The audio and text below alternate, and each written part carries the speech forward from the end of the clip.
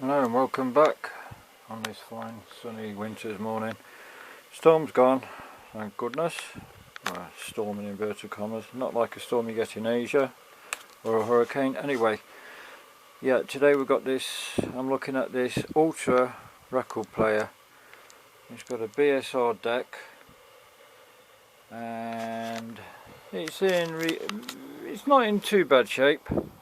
It works and everything, but the casework or whatever you call it is a bit rough in places, so I've just been giving it a rub down. Now then, this is intended for a Christmas present for my daughter. She's 13 and she really likes the Beatles, so I bought her a Beatles album, original 1966 pressing number 5 I think it was. I was trying to get the number 4 but a bit too expensive. Rubber Soul album, so I just bought her this off a chap off the forum so she could play it. It's only mono because it's only got one mono amplifier, one speaker, but it is wired, it's got a stereo cartridge in, it is wired for stereo, so there's a possibility of putting it into a stereo 6v6 amplifier, for instance. That's the reason I started this 6v6 single-ended amplifier, but we'll see, because I don't know if she particularly want an amplifier. Anyway, as you can see, the casework's a bit rough. I've just been rubbing it down. Yesterday I experimentally painted it white with this really horrible plastic spray. I mean, it might be alright and everything, but it really stinks horrible. It's a nasty, horrible smell. Not pleasant at all. And I'm in two minds whether to continue spraying it white, to be honest, because A, I don't know I've got enough in the spray can, B, I can't get to the shops particularly because I've still got dodgy legs and I can't ride a push bike to get into town, motorbike's knackered to get more spray paint, and the other thing is, if I do spray it white, then I'm going to have to spray the inside white as well. So again, not enough paint maybe, and that involves a lot more dismantling. So what I'm wondering is, before all I sort of got to this point, I was thinking of putting some cellulose sander sealer on it. I was originally thinking of doing that because, as you can see, the wood is pretty porous. It's just cheap laminate ply. Not laminate, what do you call it? What's that bloody thin stuff? I can't remember. I shall put it in the I shall put a box somewhere here telling you what it is. I'll remember what it is eventually. So yeah, I was going to put some sander sealer on it. Sander sealer. Just going to put it on with a rag because I really don't want to be, oh jeez, I can't get that top off. I don't want to be mucking about with brushes particularly. Oh, more grips on the top. Oh, I ought to give it a shake, didn't I? The problem with this sander sealer is it's cellulose based, so it's a bit noxious. Really ought to wear a mask, but whatever. I haven't bothered cleaning it, rubbing it down with water or anything. God, this is just soaking this up. Maybe a brush would be better. Oh God, I can already feel that it's going straight to my brain.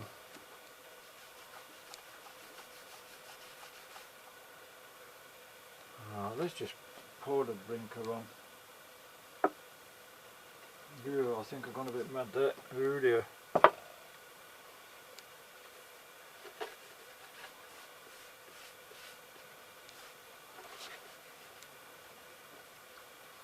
Yeah, I've gone a bit mad here.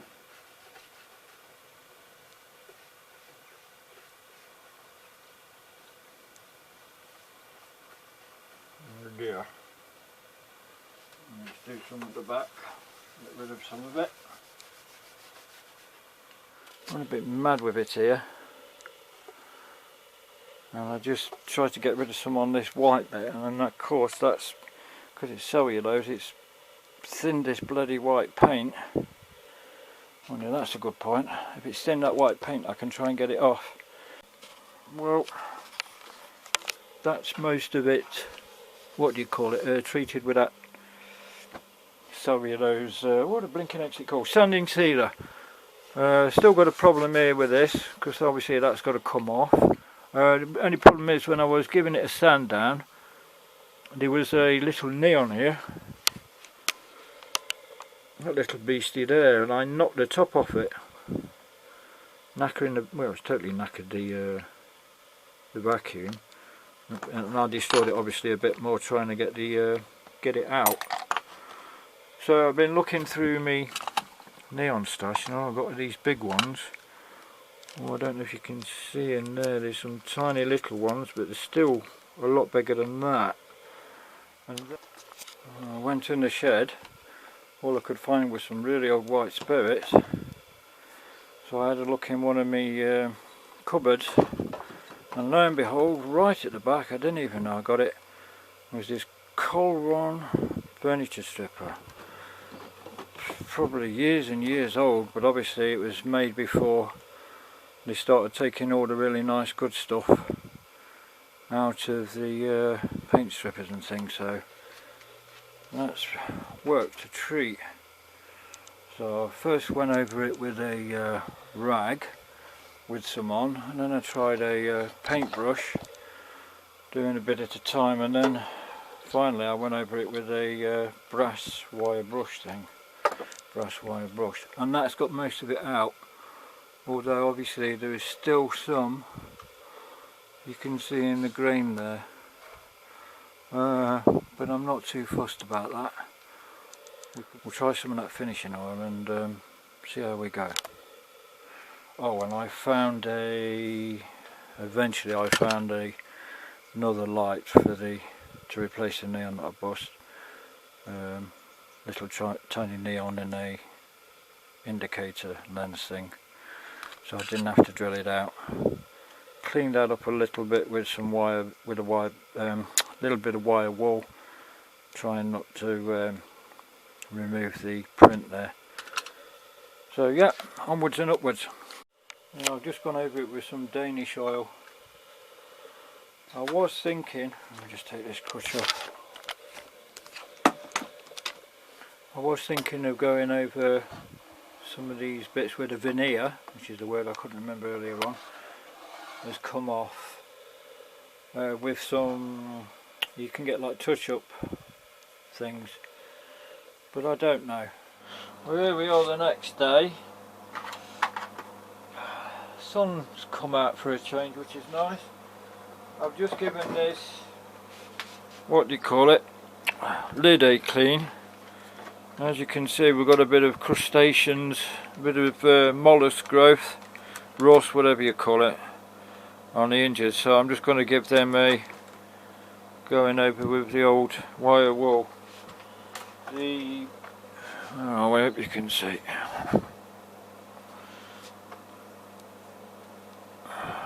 The plating on it's not brilliant. In fact, you can see the platings come off in various places. It's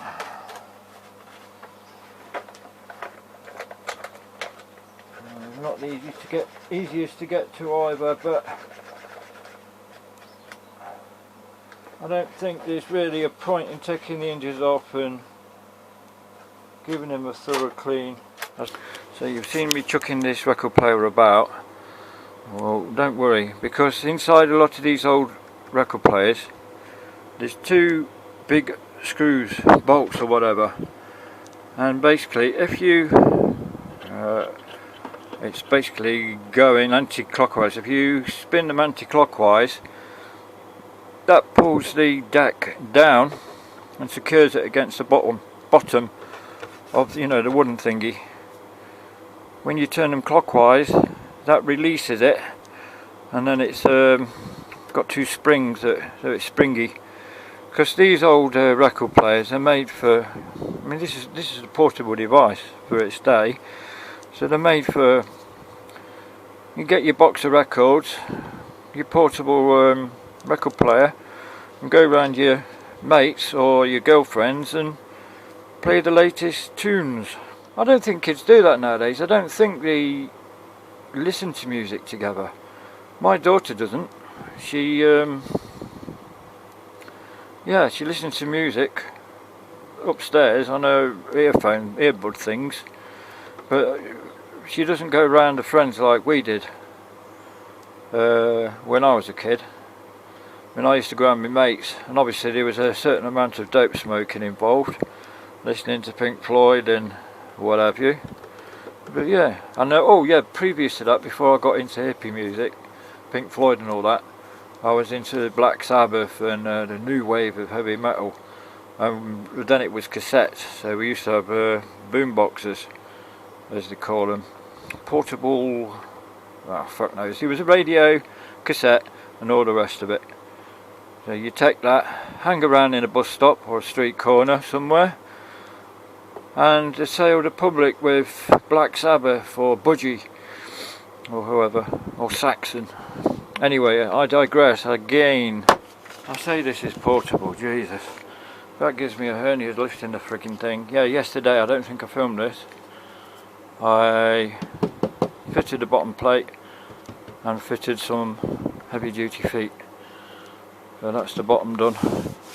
And this is, I haven't put any Danish oil on here yet, but as you can see I got most of the white out, so it doesn't look too bad. Anyway, let's get this bottom off and get the strap on.